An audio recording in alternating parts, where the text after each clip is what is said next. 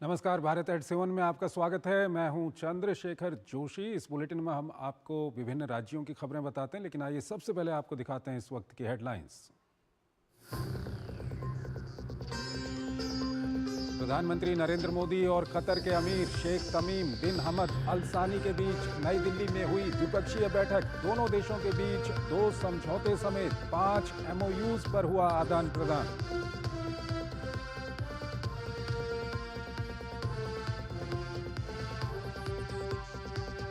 राष्ट्रपति द्रौपदी मुर्मू ने आप नेता सत्येंद्र जैन पर मनी लॉन्ड्रिंग का केस चलाने की दी अनुमति। केंद्रीय गृह मंत्रालय ने सत्येंद्र जैन के विरुद्ध BNS की धारा 218 के तहत कोर्ट में मामला चलाने के लिए मांगी थी अनुमति।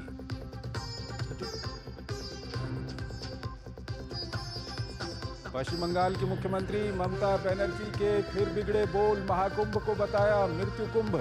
भाजपा का पलटवार, शुभेंदु अधिकारी ने कहा महाकुंभ का अपमान नहीं सहेगा हिंदुस्तान।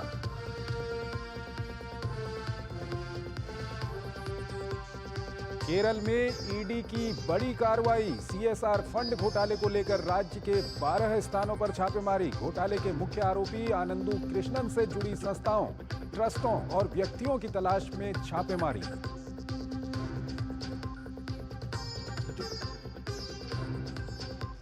गुजरात नगरपालिका चुनाव में बीजेपी ने अपने किले को किया मजबूत।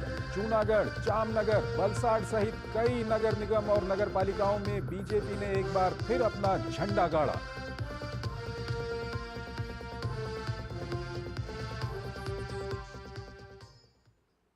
और आइए अब खबरों को विस्तार से देखते हैं और सबसे पहले आपको लिए चलते हैं हम छत्तीसगढ़ की ओर। बिजली के लिए एक अच्छी खबर यहां पर है। छत्तीसगढ़ में नक्सल प्रभावित इलाकों के विकास को गति देने के लिए राज्य सरकार लगातार प्रयास कर रही है। नक्सल प्रभावित क्षेत्रों में बिजली पहुंचाना सिर्फ एक योजना नहीं, बल्कि ये सरकार की प्रतिबद्धता है कि हर गांव रोशन हो और हर नागरिक को विकास का लाभ मिले। नक्सल प्रभावित इलाकों में विद्युतीकरण को मिली नई गति। नियत निलानार योजना के तहत नक्सल प्रभावित क्षेत्रों में विद्युतीकरण। नक्सल प्रभावित गांवों को विद्युत सुविधा से जोड़ना सरकार की प्राथमिकता। विद्युत सुविधाओं से बचे क्षेत्रों को जल्द से जल्द किया जाएगा रोशन। ऊर्जा क्षेत्र में तकनीकी नवाचार को मिलेगा प्रोत्साहन। बिजली से ग्रामीणों को विकास की मुख्य धारा में शामिल करने में मिलेगी मदद। छत्तीसगढ़ के दूर दराज और नक्सल प्रभावित इलाकों में अब अंधेरे का दौर खत्म हो रहा है।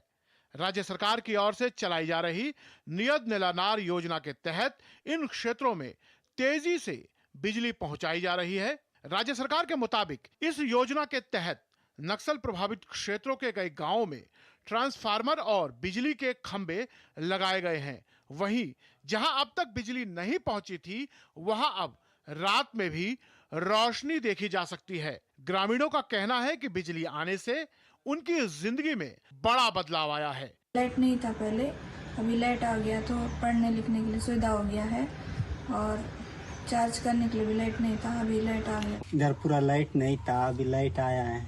बच्चों को पढ़ाने के लिए सुविधा अच्छा से दिया गया है। अभी अच्छा अंधेरा था पूरा, अभी अच्छा हुआ लाइट आया तो।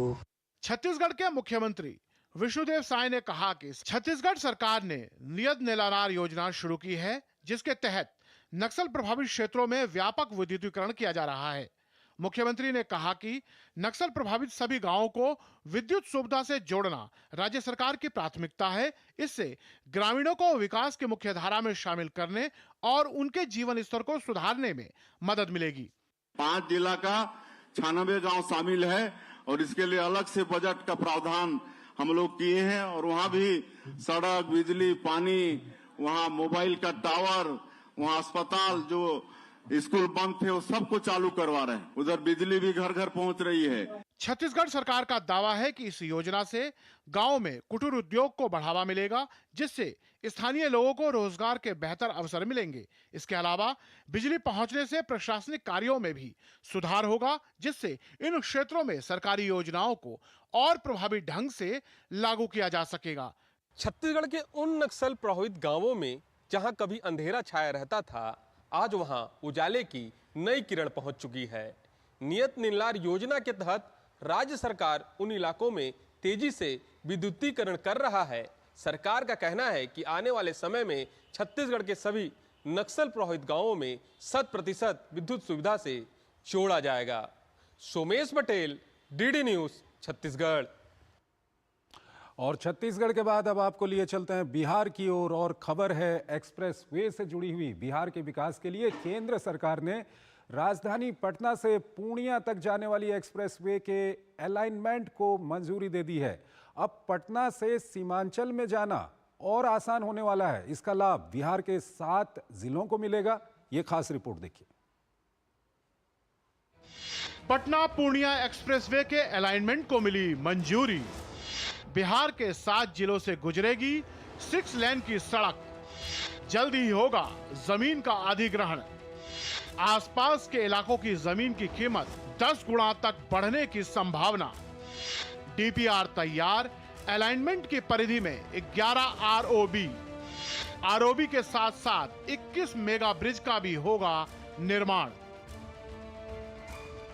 बिहार के पहले 6 लेन एक्सप्रेसवे का अलाइनमेंट तैयार हो गया है। राजधानी पटना से पूर्णिया तक जाने वाली एक्सप्रेसवे के अलाइनमेंट को केंद्र सरकार ने मंजूरी दे दी है। राज्य में 18,042 करोड़ की लागत से लगभग 282 किलोमीटर लंबाई का पटना पूर्णिया एक्सप्रेसवे और 1,447 करोड़ की लागत से NH 139W के अंतर्गत लगभग 81 किलोमीटर लंबाई के साहेबगंज अरेराज बेतिया पथांश के मार्ग रेखन की स्वीकृति प्रदान कर दी गई है। राज्य में सड़क आधारभूत संरचना के विकास हेतु कई पहल किए गए, जिसमें सभी सिंगल लेन पथों को 2 लेन उससे अधिक चौड़े पथों के निर्माण हेतु कार्रवाई सम्मिलित हम लोग कराने का प्रयास कर रहे हैं। सड़क परिवहन एवं राजमार्ग मंत्रालय के पटना पूर्णिया एक्सप्रेसवे की लंबाई लगभग 281.95 किलोमीटर होगी। ये पटना के दानापुर से वैशाली के मीरनगर, समस्तीपुर, दरभंगा, सहरसा और मधेपुरा जिले से गुजरते हुए पूर्णिया में ईस्ट वेस्ट कॉरिडोर पर चांद भट्टी पर समाप्त होगी। यह बिहार का पहला ग्रीनफील्ड एक्सप्रेसवे होगा। पटना पूर्णिया एक्सप्रेसवे के निर्माण में 21 बड़े पुल और 140 छोटे पुल का निर्माण कराया जाएगा। इसके साथ ही 11 आरओबी, 21 इंटरचेंज और 322 VUP, LVUP का निर्माण किया जाएगा। 6 लेन एक्सप्रेसवे परियोजना के निर्माण के लिए भूमि अधिग्रहण का काम भी जल्द शुरू होने वाला है। राज्य में एक्सप्रेसवे एवं 4 लेन पथों के निर्माण भारत सरकार की सहमति स्वीकृति प्राप्त की गई है और विकसित भारत के साथ विकसित बिहार के संरचना और स्वरूप को बदलने के लिए देश के प्रधानमंत्री नरेंद्र मोदी जी, बिहार के मुख्यमंत्री नीतीश कुमार जी, दोनों के डबल इंजन की सरकार पूरी तरह से विकास की गति को डबल गति से बढ़ाने में लगी है। राज्य में इस एक्सप्रेसवे के निर्माण से पिछड़े जिलों को डेवलप करने में बड़ी मदद मिलेगी। इसके साथ ही सीमांचल में स्थापित किए जा रहे इंडस्ट्रियल बेल्ट को बेहतर परिवहन सुविधा भी मिल सकेगी। एक्सप्रेसवे के निर्माण से पटना से इन 7 जिलों की कनेक्टिविटी टाइम भी आधी हो जाएगी। मुख्यमंत्री नीतीश कुमार ने यह संकल्प लिया था कि राज्य में सड़कों का निर्माण ऐसा कराया जाएगा कि किसी भी जिले से पटना पहुंचने में केवल 5 घंटे का वक्त लगे। हालांकि इस ट्रैवल टाइम को कम करते हुए अब 3 घंटा कर दिया गया है। इसका उदाहरण डोभी गया पटना एक्सप्रेसवे भी है। डीडी न्यूज़ के लिए पटना से मधुरेश नारायण। और बिहार के बाद अब आपको लिए चलते हैं मध्य प्रदेश की ओर। यहां भी एक बहुत अच्छी खबर है। केंद्रीय भूमि संसाधन विभाग ने digital India land records modernization programme के तहत नक्शा कार्यक्रम की शुरुआत मध्य प्रदेश के रायसेन से कर दी है। इसका उद्देश्य शहरी भूमि रिकॉर्ड्स के निर्माण और प्रबंधन में क्रांति लाना है। नक्शा सिटी सर्वे प्रोग्राम शहरी भूमि सर्वेक्षण के लिए 1 वर्षीय पायलट प्रोग्राम। नक्शा परियोजना शहरी भूमि रिकॉर्ड्स के निर्माण की एक महत्वपूर्ण पहल। इसका उद्देश्य शहरी भूमि रिकॉर्ड्स के लिए सटीक और व्यापक भूस्थानीय डेटाबेस तैयार करना। देश भर में नागरिकों के संपत्ति अधिकारों की सुरक्षा होगी सुनिश्चित। बड़े पैमाने पर शहरी भूमि रिकॉर्ड्स का डिजिटलीकरण संभव होगा। संपत्ति से जुड़े धोखाधड़ी को रोकने और भूमि रिकॉर्ड्स में पारदर्शिता लाने की दिशा में एक बड़ा कदम। मध्य प्रदेश के रायसेन जिले से नक्शा कार्यक्रम का शुभारंभ हो गया है। इसका शुभारंभ केंद्रीय कृषि एवं किसान कल्याण तथा ग्रामीण विकास मंत्री शिवराज सिंह चौहान और एमपी के मुख्यमंत्री डॉक्टर मोहन यादव ने ड्रोन की उड़ान के साथ किया। इसका उद्देश्य शहरी भूमि रिकॉर्ड्स के निर्माण और प्रबंधन में क्रांति लाना है। साथ ही शहरी भूमि रिकॉर्ड्स के लिए एक सटीक और व्यापक भूस्थानीय डेटाबेस तैयार करना है। यह कार्यक्रम हवाई और जमीनी सर्वेक्षणों को उन्नत GIS तकनीक के साथ जुड़कर भूमि प्रशासन को बेहतर बनाएगा, संपत्ति स्वामित्व रिकॉर्ड्स को आसान करेगा और शहरी योजनाओं को सुचारू रूप से संचालित करने में मदद करेगा। नक्शा कार्यक्रम का मतलब है आपका घर का परफेक्ट नक्शा, चाहे छोटा घर हो चाहे बड़ा घर हो। कई बार इसलिए भूमि के विवाद 90% नक्शे के कारण होते हैं। आज यहां से हिंदुस्तान के 23 राज्यों में शहरों में नक्शा बनेगा। ड्रोन के माध्यम से पहले सर्वे होगा और उसके बाद जमीन पर फिजिकल वेरिफिकेशन करके आपके मकान का नक्शा डिजिटली बना के आपको दे दिया जाएगा। नक्शा कार्यक्रम की प्रमुख विशेषताओं में शहरी क्षेत्रों के लिए भूस्थानीय मैपिंग करना, आधुनिक भूमि सर्वेक्षण तकनीकों का प्रयोग करना है। इससे अदालती मामलों, कानूनी दस्तावेजीकरण और ऐतिहासिक भूमि डाटा विश्लेषण में सहायता मिलेगी। आपदा प्रबंधन योजना को अधिक प्रभावी बनाएगा। प्रॉपर्टी टैक्स कलेक्शन में सुधार और शहरी निकायों की वित्तीय स्थिति मजबूत होगी। ये जो उद्योग सबमिट कर रहे हैं, बहनों सुन लो, आपके लिए भी हमारी सरकार के माध्यम से जो पहले माननीय शिवराज जी भाई साहब ने योजना चालू करी, कोई योजना बंद नहीं होगी, प्रत्येक योजना चालू रहने वाली है। नक्शा कार्यक्रम से पारदर्शिता और शासन में सुधार होगा और शहरी भूमि प्रबंधन में जनता का विश्वास बढ़ेगा। गांव की जमीनों का सही नक्शा का कार्यक्रम हो जाने के बाद अब शहरों के जमीन के नक्शों को सुधारने का काम मोदी सरकार कर रही है। नक्शा कार्यक्रम के जरिए देश के शहरों की तस्वीर तो बदलेगी ही, साथ ही शहरों के विस्तारीकरण के लिए एक नया विजन भी सामने आएगा। कैमरामैन गौरव निरूडकर के साथ आदित्य श्रीवास्तव, DD न्यूज, भोपाल। कुछ और राज्यों की ओर अभी चलेंगे, लेकिन पहले एक छोटा सा ब्रेक लेते हैं। सस्ते वाले दाल मसाले स्वाद हुआ बेकार, MDH की हल्दी मिर्ची धनिया करे कमाल। ये रंग दे, ये खुशबू दे, ये तीखा, ये कम पड़े, क्या निराला MDH मसाला। अगर आप एक ऐसी धरती की तलाश में हैं जहां अनंत संभावनाएं और अपार अवसर एक साथ मिलते हों, जहां एशिया का सबसे लंबा high speed automotive testing track हो और दुनिया के प्रमुख वाहन निर्माता स्थित हों, जहां भारत की 27% ऑर्गेनिक फसलें 11 यूनिक एग्रो क्लाइमेटिक जोन्स में उगाई जाती हैं, जहां 300 से अधिक फार्मा कंपनियां दुनिया के 160 देशों में दवाइयों का निर्यात कर रही हों, जहां कॉटन, सिल्क और डिफेंस मैन्युफैक्चरिंग नई इंडस्ट्रीज के साथ विकसित हो रही हों, जहां 1 लाख एकड़ से अधिक का इंडस्ट्रियल लैंड बैंक और प्राकृतिक संसाधनों की भरपूर उपलब्धता हो। जब ये सारी संभावनाएं एक जगह मिलती हों, तो समझ जाइएगा कि आप भारत के हृदय मध्य प्रदेश में हैं। स्वागत है आपका 8वें ग्लोबल इन्वेस्टर्स समिट 2025 में, जहां मुख्यमंत्री डॉक्टर मोहन यादव प्रधानमंत्री श्री नरेंद्र मोदी के विकसित भारत के विजन को आगे बढ़ा रहे हैं। आप आइए, आपको लगे पॉलिसी से आउट ऑफ वे भी जाना हो तो सरकार तैयार है आपकी सारी मदद करने के। इन्वेस्ट मध्य प्रदेश, अनंत संभावनाओं का प्रदेश। 24 और 25 फरवरी 2025, भोपाल, मध्य प्रदेश। आपकी रसोई का दिल LPG गैस स्टोव है। मेरा ISI और BIS प्रमाणित LPG स्टोव मेरे पसंदीदा भोजन को पकाने के लिए आवश्यक हीट का सोर्स है। मैं सुरक्षित रूप से और खुशी से खाना पकाने का आनंद ले सकती हूँ। इन्वेस्टमेंट की रेगुलर इंफॉर्मेशन मिलती है क्या? बिल्कुल। पूछ। विड्रॉ करने के बाद पैसे कितने टाइम में मिलते हैं? सुन सवाल चंद, म्यूचुअल फंड सही है .com पर लॉग इन कर, वहां तेरे सारे सवालों के जवाब मिल जाएंगे, समझा? कौन सी वेबसाइट? म्यूचुअल फंड सही है .com। सही है। म्यूचुअल फंड निवेश बाजार जोखिमों के अधीन है। योजना से जुड़े सभी दस्तावेजों को ध्यान से पढ़ें।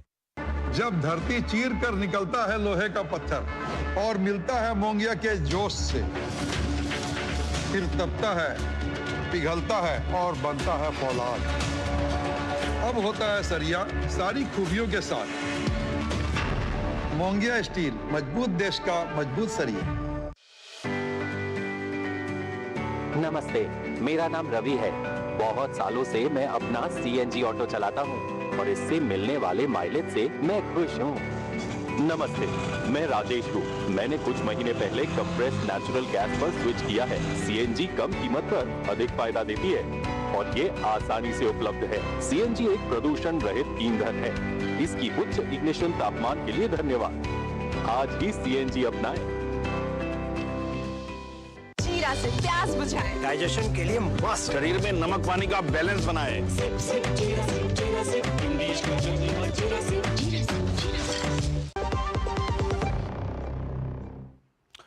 स्वागत है आपका ब्रेक के बाद और आइए अब आपको असम की ओर लिए चलते हैं। असम में पहली बार विधानसभा का सत्र राजधानी के बाहर हुआ।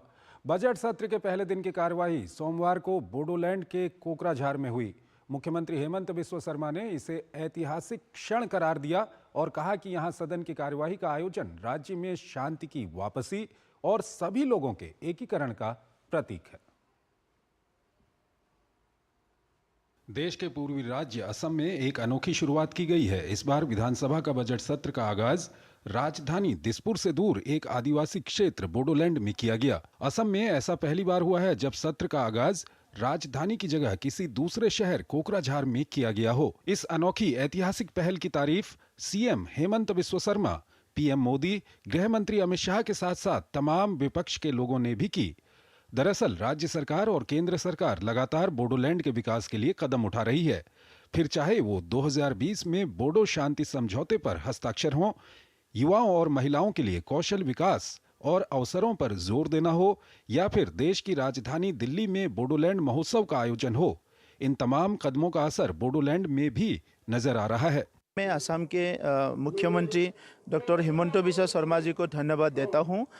ये जो कदम इसने उठाए हैं, इससे असम की जो इंटीग्रिटी है, इसमें इंटीग्रिटी को स्ट्रेंथन करने में बहुत ज़्यादा सफलता मिलेगा। ये असेंबली सेशन ही बहुत बड़ा एक इंडिकेशन है। बोडोलैंड पूर्ण शांति हो गया है, बोडोलैंड विकास के मार्ग पे चल पड़ा है। यहाँ पे असेंबली होना ही एक बहुत बड़ा एग्जाम्पल है। बोडोलैंड में दशकों के संघर्ष के बाद शांति और विकास का सफर लगातार जारी है। केंद्र सरकार के प्रयासों का ही नतीजा है कि 2020 में बोडो शांति समझौते पर हस्ताक्षर हुए। बोडो समझौते के परिणाम स्वरूप अकेले असम में 10,000 से अधिक युवाओं ने हथियार छोड़े। केंद्र सरकार ने बोडोलैंड के विकास के लिए 1500 करोड़ रुपए का विशेष पैकेज दिया है। असम सरकार ने भी एक विशेष विकास पैकेज दिया है। बोडोलैंड में बुनियादी ढांचे को विकसित करने के लिए 700 करोड़ रुपए से अधिक का खर्च किया जा रहा है। National democratic front of Bodoland के 4000 से अधिक पूर्व कैडरों का पुनर्वास किया गया। कई युवाओं को असम पुलिस में नौकरी दी गई। असम सरकार ने बोडो संघर्ष से प्रभावित प्रत्येक परिवार को 5 लाख रुपए की सहायता दी है। असम सरकार बोडोलैंड के विकास के लिए हर साल 800 करोड़ रुपए से अधिक खर्च कर रही है।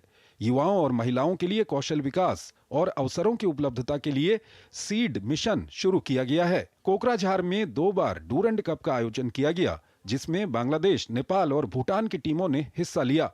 शांति समझौते के बाद पिछले 3 वर्षों से कोकराझार में बोडोलैंड साहित्य महोत्सव का लगातार आयोजन किया गया। असम में Guwahati AIIMS, Kokrajhar, Nalbari, Naugaon medical college स्थापित किए गए हैं। बोडोलैंड क्षेत्र के पर्यटन और संस्कृति को बढ़ावा देने के उद्देश्य से जीवंत बोडोलैंड क्षेत्र के निर्माण पर चर्चा हुई है। प्रधानमंत्री नरेंद्र मोदी ने 15 नवंबर 2024 को प्रथम बोडोलैंड महोत्सव का उद्घाटन किया। महोत्सव का उद्देश्य बोडो लोगों को एकीकृत करना रहा। Bureau report, DD news. खबरें अभी और भी हैं, लेकिन पहले एक छोटा सा ब्रेक लेते हैं।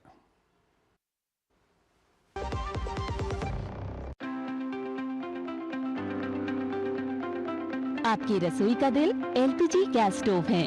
मेरा आईएसआई और डीआईएस प्रमाणित एलपीजी स्टोव मेरे पसंदीदा भोजन को पकाने के लिए आवश्यक हीट का सोर्स है। मैं सुरक्षित रूप से और खुशी से खाना पकाने का आनंद ले सकती हूँ। एक ऐसा तबका जो रिटायरमेंट के बारे में आज भी बिल्कुल नहीं सोचता, वो है औरतें। औरतें कमा के भी वल्नरेबल हैं। सो एनपीएस एक इक्वालिटी ला रहा है। हम सब एक बराबर प्लेटफॉर्म पे हैं। अपने बेहतर कल को सुनिश्चित करने के लिए एनपीएस जरूरी है। मेरी पसंद, मेरी पसंद, मेरी पसंद, मेरी पसंद, हमारी पसंद, हम सबकी पसंद। मजबूत देश का मजबूत सरिया होंगे स्टील। गोल्डी मसाले के 100 ग्राम के स्पेशल पैक्स में फ्रेशनेस लॉक है। ऐसे गोल्डी मसाले जहां जाएं रिश्ते बनाएं। The heart of your kitchen is the LPG gas stove. My ISI and BIS certified LPG stove is the source of heat needed to cook my favorite meals. So I can safely and happily enjoy cooking.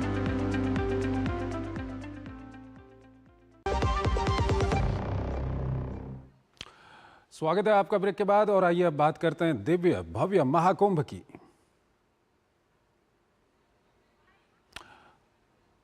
भव्य महाकुंभ, दिव्य महाकुंभ में बहुत कुछ हमने आपको दिखाया, और अब हम आपको दिखाने जा रहे हैं कि इस भव्य महाकुंभ में आधुनिकता और आध्यात्म और संस्कृति का समागम कैसे है। तो चलिए आज हम आपको दिखाते हैं। आप मेरे पीछे देख रहे हैं लोकल भारत। जी हाँ, यहाँ पर रहने में क्या खास बात है, क्यों इसको लोकल भारत नाम दिया गया है, आइए मेरे साथ चलते हैं और देखते हैं। महाकुंभ में देश विदेश से आए करोड़ों श्रद्धालु पवित्र मां गंगा, मां यमुना और मां सरस्वती के संगम में स्नान कर अपने जीवन को पुण्यकारी बना रहे हैं। यह आयोजन केवल एक धार्मिक अनुष्ठान ही नहीं, बल्कि आध्यात्मिक संस्कृति और आधुनिकता का एक अनूठा संगम भी है, जिससे ये महाकुंभ और भी भव्य और विशाल बन गया है।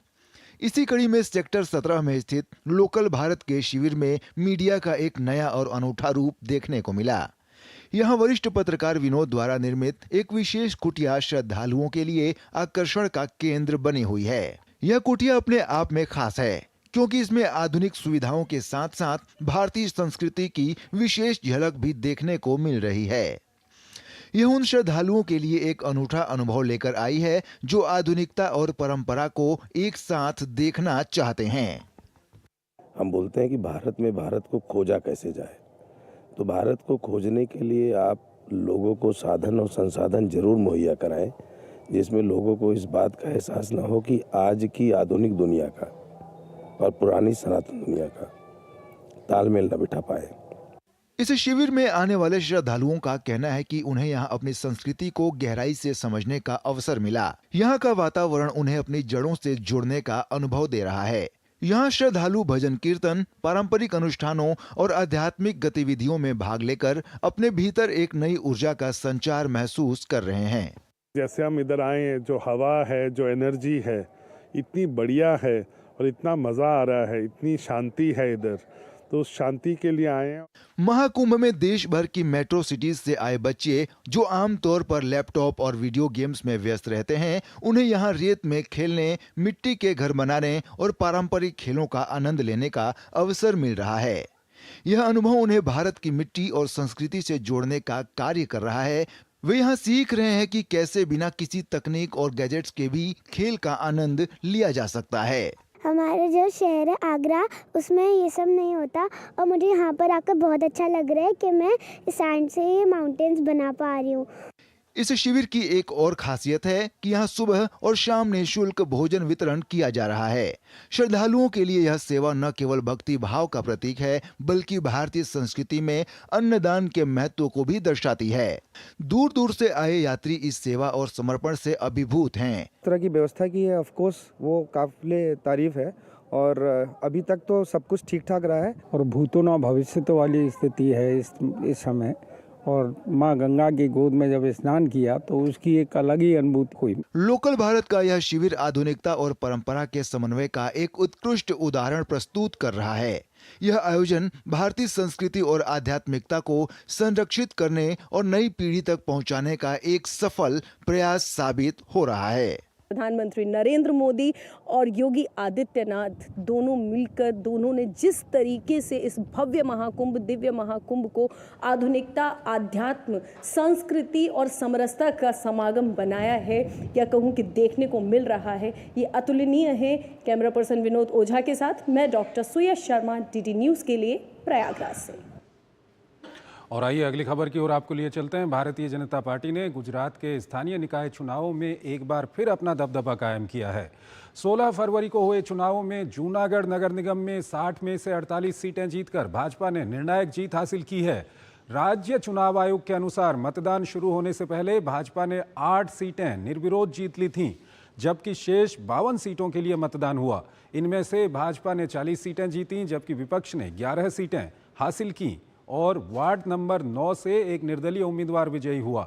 भाजपा ने साणंद नगरपालिका में महत्वपूर्ण जीत दर्ज की और बावला नगरपालिका में आधे से अधिक सीटें हासिल की। ये दोनों सीटें अहमदाबाद जिले में स्थित हैं। साणंद में 28 में से 27 सीटों के लिए चुनाव हुए, क्योंकि एक सीट पर भाजपा ने मतदान से पहले निर्विरोध जीत हासिल की थी। 27 सीटों पर चुनाव लड़ा गया, जिसमें से भाजपा ने 24 सीटें जीती, जबकि कांग्रेस केवल 3 सीटें ही जीत पाई। इस बीच बावला नगरपालिका में भाजपा 28 में से 14 सीटों पर जीत के करीब पहुंच गई है, जबकि कांग्रेस ने 13 सीटें जीती हैं, जबकि एक सीट बसपा उम्मीदवार के खाते में गई है। जिला पंचायत उपचुनाव में भी भाजपा ने सभी 9 सीटों पर जीत दर्ज करते हुए क्लीन स्वीप किया है। और वहीं जूनागढ़ नगर निगम की 8 सीटें भाजपा ने निर्विरोध जीती हैं और इस जीत पर बीजेपी के अध्यक्ष जेपी नड्डा का एक एक्स पर सोशल मीडिया पर उन्होंने प्रतिक्रिया दी है। उन्होंने लिखा है कि मैं हार्दिक बधाई देता हूं, ये ऐतिहासिक विजय आदरणीय प्रधानमंत्री नरेंद्र मोदी के मार्गदर्शन में हो रही समावेशी, विकासोन्मुखी एवं कल्याणकारी नीतियों पर जनता जनार्दन के अटूट विश्वास का प्रतीक है। गुजरात नगरीय निकाय चुनाव में भारतीय जनता पार्टी की प्रचंड विजय पर मुख्यमंत्री भूपेंद्र पटेल और सभी लोगों को बधाई देने के लिए उन्होंने सोशल मीडिया पर ये पोस्ट किया है। तो भारत@7 में आज फिलहाल इतना ही। आप हमारी पूरी टीम को इजाजत दीजिए। नमस्कार।